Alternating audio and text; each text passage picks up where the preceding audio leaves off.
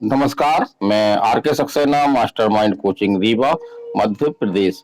और आज हम इस स्पेशल वीडियो में बात करने वाले हैं एमपी, पीएनएसटी, जीएनएम और एएनएम 2024, जिनके एग्जाम आपके हो चुके हैं और बच्चियां काउंसलिंग का वेट कर रही हैं। तो जैसा आपने थंबनेल में देखा होगा कि हमने लिख रखा है कि काउंसलिंग कब होगी। तो ये हमारा क्वेश्चन नहीं है, ये क्वेश्चन उन तमाम बच्चियों का है जिन्होंने पीएनएसटी, एएनएम जैसे एग्जामों में अच्छे नंबर लाए हुए हैं।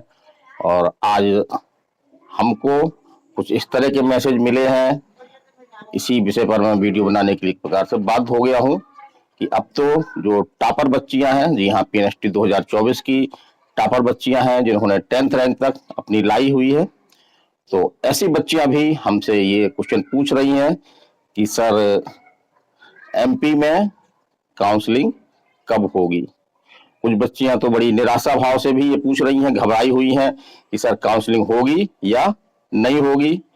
अगर काउंसलिंग होगी तो कब तक होगी सर, इतना वेट करते करते हम थक चुके हैं। और कुछ बच्चियां तो ये कह रही हैं कि सर क्लियर कर दीजिए, प्लीज बता दीजिए, ताकि मैं कोई दूसरा क्षेत्र जो है वो चुन सकूं। तो निसंदेह रूप से काउंसलिंग में लेट हो रहा है, और ये लेट हमारे सिस्टम की वजह से हो रहा है, क्योंकि यदि हम कॉलेजों की जानकारी देखें तो लगभग 3 साल पहले ही एक याचिका के द्वारा जो सीबीआई जांच हो रही थी, जांच शुरू की गई, तो उसमें ये जानकारी तो मिल गई थी कि बहुत सारे मध्य प्रदेश में ऐसे नर्सिंग कॉलेज हैं जिनके पास तमाम सुविधाएं नहीं हैं, जो शर्तों को पूरा नहीं करते हैं। तो ऐसे नर्सिंग कॉलेज जो है वो सही ढंग से स्टडी नहीं करवा पा रहे हैं, सही ढंग से नर्सों को ट्रेन नहीं कर पा रहे हैं। तो इनकी जानकारी तो हमको बहुत पहले से हो गई थी, लेकिन दुख की ये बात है कि इन कॉलेजों की जानकारी होने के बावजूद भी ऐसा कुछ नहीं किया गया ताकि हम योग्य कॉलेजों की तलाश कर सकें और उन कॉलेजों को लेकर के, उनकी सीटों को लेकर के हम काउंसलिंग करा सकें। तो अभी तक तो समझ में आ रहा है, वो ये आ रहा है कि काउंसलिंग का मतलब होता है कि आपका कॉलेज में एडमिशन, तो उसी की प्रोसीडिंग को हम टेक्निकल भाषा में काउंसलिंग बोलते हैं। तो अभी तक मान्यता का की डेट भी काफी आ चुकी है, 1 से 1.5 महीने हो रहे हैं। और बड़े दुख की बात है कि अभी तक जो है वो कॉलेजों को जो मान्यता है उनका, तो उनको रिन्यू करना था, तो अभी तक रिन्यू नहीं हो पा रहा। तो काउंसलिंग का लेट होने का मुख्य कारण आपका यही नजर आ रहा है। लेकिन इसके लिए हम ही जिम्मेदार हैं, क्योंकि हमको काफी समय मिल चुका है कि हम काउंसलिंग जो है वो करवा सकें। कॉलेजों में जो कॉलेज सही पाए गए हैं उनको जो है वो हम उनकी मान्यता रिन्यू कर दें। और जितने भी कॉलेज आपके जो सीबीआई जांच हुई है, आपकी माननीय हाई कोर्ट के निर्देश में जो कमेटी बनाई गई थी, उसने भी निरीक्षण किया है, उसने भी अपनी रिपोर्ट पेश की है। तो उसके आधार पर आज तक हमको ये करना चाहिए था कि जो भी कॉलेज सुचारू पाए गए हैं, आपके सुटेबल पाए गए हैं, उन कॉलेजों की सीटों को लेकर के हमको काउंसलिंग करवा देनी चाहिए। अब कुछ बच्चियां हमसे ये क्वेश्चन ही पूछ रही हैं, स्वाभाविक क्वेश्चन पूछना है कि सर इस बार की काउंसलिंग होगी या नहीं होगी, या जो पीएनएसटी 2022 में जो हुआ था वैसा तो नहीं होगा, कहीं काउंसलिंग ही ना हो।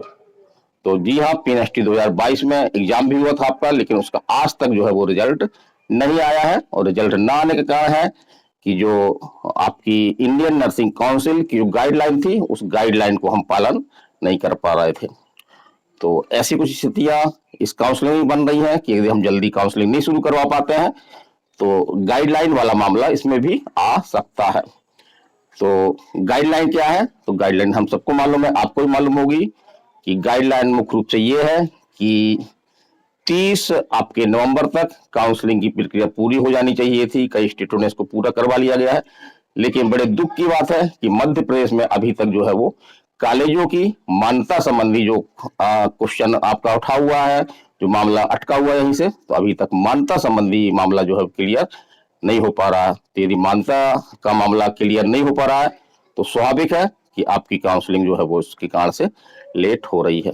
तो हम तो यही अनुरोध करेंगे, हमसे बहुत सारे बच्चे यही क्वेश्चन पूछते हैं, मैं क्या जवाब दूं।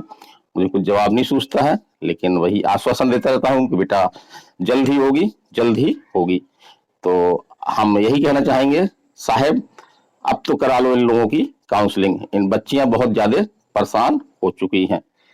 तो हम शासन प्रशासन से यही अनुरोध करेंगे कि शीघ्र ही जो कॉलेजों की मान्यता संबंधी आपकी जो प्रोसीडिंग चल रही है उस प्रोसीडिंग को पूरा किया जाए, और शीघ्र ही जो है वो जो भी आपके सुटेबल कॉलेज हैं उन कॉलेजों के लिए जो है वो काउंसलिंग शुरू कर दी जाए।